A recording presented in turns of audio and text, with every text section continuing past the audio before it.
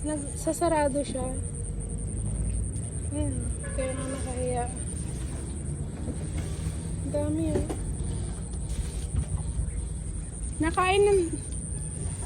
Kinakain man niya yung plastic. Yung aso mo. Kinakain nga niya eh.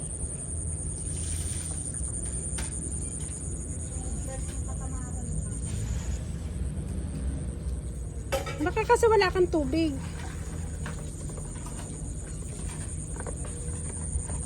Baka wala kang tubig, G.